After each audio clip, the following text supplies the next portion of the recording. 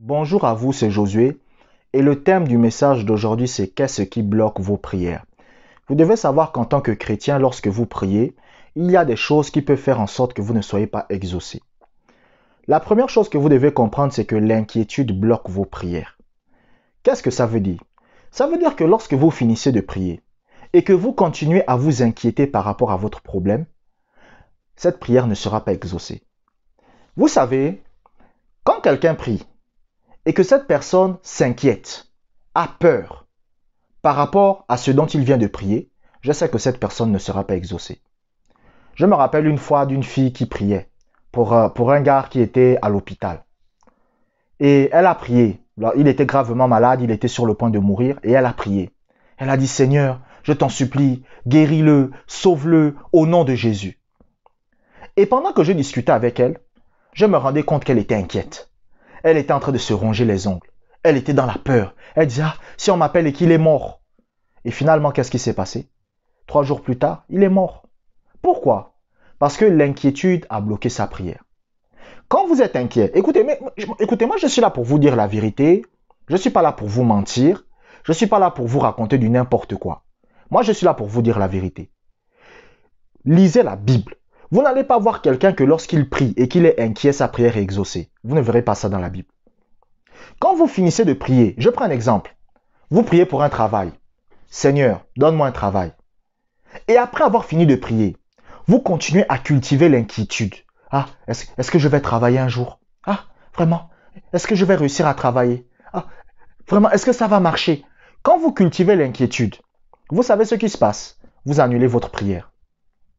Je ne suis pas en train de dire que l'inquiétude ne peut pas arriver. L'inquiétude peut venir. Mais si vous la cultivez, ça veut dire que si vous cultivez ça, qu'est-ce qui va se passer? Vous ne serez pas exaucé. C'est pour cela que lorsque vous lisez la Bible, le Seigneur va dire, ne vous inquiétez pas. Pourquoi le Seigneur vous demande de ne pas vous inquiéter? Parce qu'il sait que l'inquiétude, c'est ce qui bloque la foi. L'inquiétude bloque la foi. L'inquiétude, c'est le contraire de la foi. Lorsque vous voyez quelqu'un qui est inquiet, c'est que cette personne n'est pas dans la foi. Lorsque vous voyez quelqu'un qui est dans la peur, c'est que cette personne n'est pas dans la foi. La Bible raconte qu'il y avait des soldats qui étaient venus pour tuer Élisée. Vous savez, parce que Élisée donnait des informations au roi d'Israël. Donc il y avait le roi d'Israël et Élisée donnait des informations parce que c'était un prophète. Du coup, on a informé le roi ennemi, c'était le roi de Syrie à l'époque. On a dit au roi de Syrie que mais il y a un prophète là-bas en Israël. Ce que tu dis avec ta femme dans ta chambre là, lui il connaît ça. Il sait ce que tu dis avec ta femme. Il a dit que quoi? Il y a un prophète qui connaît ce que moi je dis avec ma femme dans ma chambre. Il dit oui. Et il s'appelle Élisée. Il est là-bas. Du coup, le roi de Syrie a dit on va aller tuer le gars là. Donc, il est venu avec toute une armée pour un seul homme. Toute une armée pour un seul homme. Le serviteur de Élisée a commencé à paniquer. Donc, quand vous lisez ce passage, vous vous rendez compte que le serviteur d'Élisée n'avait pas la foi. Pourquoi? Parce qu'il était dans l'inquiétude, il était dans la peur. Mais regardez le comportement de Élisée. Le comportement de Élisée était calme parce qu'il savait que Dieu est avec moi. C'est ça la foi. Donc, quand vous êtes un chrétien, vous demandez quelque chose à Dieu. Vous êtes encore dans l'inquiétude. Vous êtes encore dans la peur. C'est que votre prière ne va pas marcher. Quand vous priez pour le salut de votre enfant, je prends un exemple. Votre enfant fume le chanvre, il est dans la cocaïne. Vous dites, Seigneur, sauve mon enfant. Et que vous continuez à vous inquiéter par rapport à ça. Vous êtes toujours dans l'inquiétude par rapport à ça.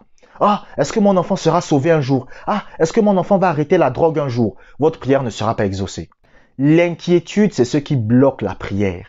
La deuxième chose que vous devez comprendre, c'est que Dieu ne vous exauce pas parce que vous le méritez.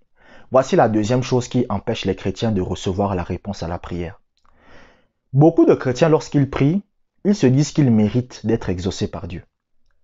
Écoutez, je ne veux pas vous vexer, mais moi je suis là pour vous dire la vérité. Hein? Je ne suis pas là pour vous caresser au sens du poil, mais pour vous dire la vérité. Il n'y a aucun chrétien sur terre qui mérite d'être exaucé par Dieu, même moi. Même moi, je m'inclus dedans. Lorsque Dieu exauce ma prière, ce n'est pas parce que je le mérite, mais c'est à cause de Jésus. Quand vous venez dans la prière et que vous voulez que Dieu vous exauce et que vous priez, vous devez avoir la mentalité que vous ne méritez rien. Parce qu'il y a des gens, quand vous priez, en fait, c'est comme si Dieu vous doit quelque chose, quoi. C'est Dieu qui vous donne le souffle de vie. C'est Dieu qui vous donne la force de vivre dans la sanctification. C'est Dieu qui vous donne la force de vivre dans la pureté. Donc, Dieu ne vous doit rien. Dieu ne vous doit rien. Même quand vous vivez dans la sanctification, c'est grâce à Dieu. Un jour, le Saint-Esprit m'a dit ça. Il m'a dit, tu vois, quand tu vois une fille qui a les seins devant toi là, que tu réussis à résister, que tu ne tombes pas là, que tu vis dans la sanctification, il a dit, c'est pas grâce à toi, c'est grâce à moi. C'est moi qui fais en sorte que tu ne tombes pas. Donc, Dieu ne vous doit rien. Donc, lorsque vous priez, vous devez être humble. C'est-à-dire que lorsque vous venez dans la prière, quand je dis être humble, ça ne veut pas dire venir dire à Dieu, je suis un pécheur. Non, non, non, ce n'est pas de cela dont je parle. Quand je dis être humble, ça veut dire que lorsque vous venez prier devant Dieu, vous devez vous baser sur ce que Jésus a fait, pas sur ce que vous faites. Vivre dans la sanctification, c'est bien, c'est pour être agréable à Dieu. Mais vous ne vivez pas dans la sanctification pour que Dieu exauce vos prières. Bon, vous venez devant Dieu, vous dites à Dieu, Seigneur, bon, tu vois, Seigneur, moi je ne couche pas avec les femmes, voilà. Je vis dans la sainteté. Voilà, Seigneur, tu vois, moi, je vais pas en boîte de nuit. Donc, faut m'exaucer. Faut m'exaucer. Dieu, il va dire, mais toi, tu te prends pour qui? Il va dire, attends, le souffle de vie que tu as là, c'est qui te donne ça? Ta capacité à marcher, c'est qui te fait ça? Donc, lorsque vous priez, de grâce, quand vous venez devant Dieu pour prier, pour demander quelque chose à Dieu, ne comptez pas sur vos œuvres. Vivez dans la sanctification pour être agréable à Dieu. Mais ne vivez pas dans la sanctification pour vous dire que, bon, comme je vis dans la sanctification, maintenant Dieu me doit quelque chose. Bon, Seigneur, je ne couche pas les femmes. Donne-moi la voiture, faut me donner la voiture. Non, Dieu ne vous doit rien.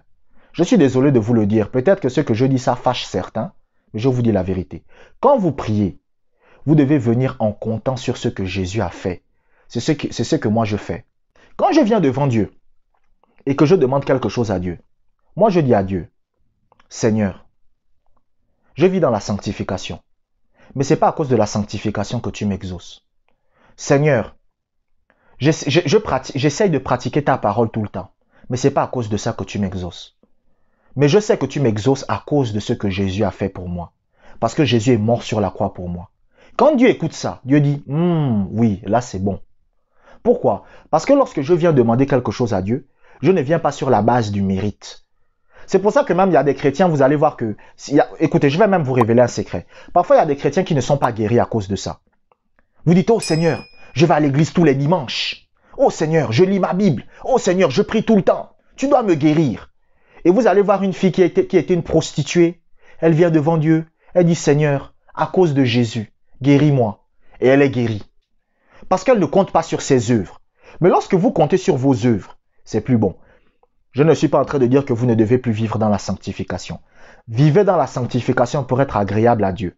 Mais ne vivez pas dans la sanctification pour vous dire que comme je vis dans la sanctification, Dieu doit m'exaucer. Non. Comptez sur Jésus-Christ. Comptez sur Jésus-Christ seul. Seigneur, à cause de Jésus. Ce n'est pas à cause de moi, mais à cause de Jésus. Exauce-moi. Et Dieu vous exaucera. Abonnez-vous pour des prochaines vidéos.